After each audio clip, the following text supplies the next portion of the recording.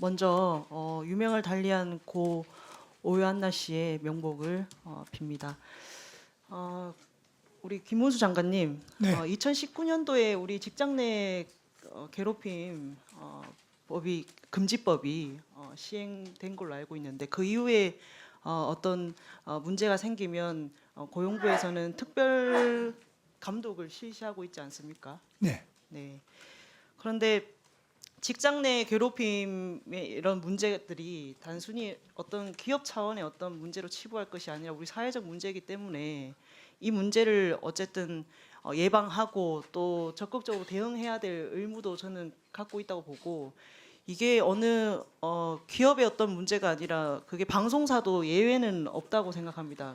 동의하시죠? 네, 그렇습니다. 근데 이 직장 내 괴롭힘 금지법 시행되고 난 다음에 고용부에서 이렇게 신고를 이렇게 받은 건수 이렇게 보면 작년 기준으로 한 12,000건을 상회하지 않습니까? 네. 그런데 방송사의 경우에는 신고 건수를 보니까 한 21건 정도 되더라고요. 그 네. 법 시행 이후에요. 네. 네, 그러니까 법 시행 이후니까 2019년도부터 지금 2024년도까지, 그러니까 작년 기준으로 보면 최근 이렇게 기준으로 봤을 때 신고 건수가 총 21건인데 그 중에 MBC가 12건으로 가장 많이 이렇게 신고가 됐습니다. 장관님 그 현황은 파악하고 계시는 알고 거죠? 있습니다. 네. 그런데 대부분 이제 뭐 어떤 문제가 생길 때 우리가 정식 조사를 요구할 수도 있고, 또 피해자가 뭐 알려지기가 좀 껄끄럽거나 이러면 뭐 약식 조사도 할 수 있고 자체적으로도 조사를 할 수 있는 걸로 알고 있는데, 법에 따른 이 정식 신고, 그래서 정식 조사를 고용부에서 할 텐데 이 처리 결과를 보니까 법 시행 이후에 한 번도 이 방송사 같은 경우에는 징계나 처벌 없이 모두 사건이 종결됐습니다. 네.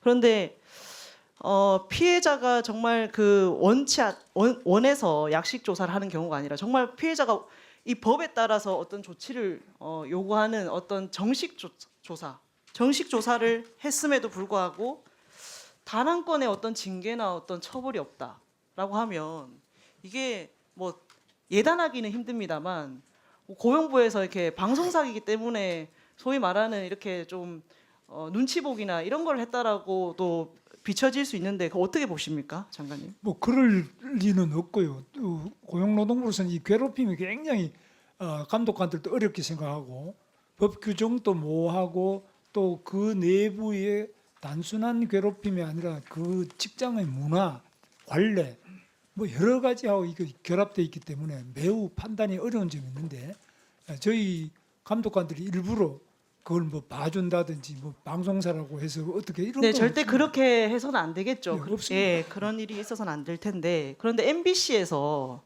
2023년부터 2024년까지 직장 내 괴롭힘으로 신고된 사건, 그러니까 자체 조사를 한 거는 3건 정도로 저희가 파악을 했습니다. 네. 보면 2023년도에 뭐 사과하고 화해하고 이렇게 해서 처분이 됐고, 그다음에 2024년도 2월에 또 정직 1개월 정도 하고, 그리고 2024년도 5월에 직장 내 괴롭힘이 아예 미성립됐다라는 이런 처분을 내렸는데, 그런데 이 고 오요한나 씨의 경우에는 2년 8개월간 지속된 괴롭힘에도 어떤 회사 차원의 인지나 조사가 전혀 없었지 않습니까? 네. 그리고 직장 내 괴롭힘의 어떤 예방이나 감독에 대한 이런 사각지대가 있다라는 걸 방증하는데, 네. 혹시 우리 장관님은 MBC의 그 직장 내 괴롭힘 관련 처리 내규를 확인하셨습니까? 예, 봤습니다. 예. 이게 2022년도 저도 이제 내규를 봤는데요. 2022년도 3월에 이게 개정된 게 이게 최신판이더라고요. 네. 그런데 이 내규를 보니까 사건 종결 이후에 2년간 뭐 반기별로 재발 여부를 이렇게 확인하는 어떤 모니터링 관련된 제도도 규정에 없고, 네. 그다음에 가해자 징계 원칙에 대한 무관용 원칙에 따른 징계 실시를 하라는 어떤 그런 명시 조항도 없고, 그다음에 조사 과정의 비밀 유지의 의무에 있어서 과태료 조항이라든지 이런 것도 이 내규에는 없습니다. 네. 그리고 가해자가 대표이사일 경우에 조사를 실시하고 이사에 보고하는 어떤 별도 절차를 마련해야 되는 경우를 있는데 이것도 회사 내규에 없었습니다. 네. 그런데 고용부에서 만든 2023년도 4월에 네. 발표한 이 직장 내 괴롭힘 예방 대응 매뉴얼에 보면 네. 이런 것들을 아까 전에 제가 앞서 지적한 모니터링 제도, 가해자 징계 원칙, 조사 과정의 비밀 유지 의무 이런 것들을 다 규정을 하도록 권고를 해놓은 거죠. 네. 그런데 정작 이 내규에는 MBC의 내규에는 그런 내용이 하나도 규정되어 있지 않다라는 겁니다. 네. 그러면 도대체 이 고용부에서는 이거를 가이드라인을 어쨌든 직장 내 괴롭힘 예방 대응 매뉴얼을 이렇게 잘 만들어 놓고 정작 회사에서는 정작 이런 것들을 전혀 반영을 하지 않고 물론 제도적인 어떤 보완해야 될 지점도 있다라고 저는 봅니다만 네. 이게 정작 회사에서 이게 이 매뉴얼대로 어떤 가이드라인을 따르지 않는다면 이게 뭔 소용이 있겠습니까, 장관님? 회사는 이제 여러 가지로 우리가 만든 가이드라인을 그대로 그 내규에 다 반영을 못할 경우도 있다고 생각합니다. 그래서 저희들은 이 직장 내 괴롭힘 부분에 대해서는 제도적으로도 아직까지 미숙하거나 부족하고 결여된 부분도 많고 저희들이 이번에 특별감독을 착수하게 된 것은 MBC가 요한나가 첫 번째 이번에 그 극단적 선택을 시도한 게 아니고 그 전에도 있었고 이게 반복되면서도 왜 방치되고 또 극단적 선택 이후에도 왜 사실 자체가 뭐 이렇게 바깥으로 알려진다든지 공식화되지 않았는지 요소고 이야기나 이런 거 전체를 종합해서 그래서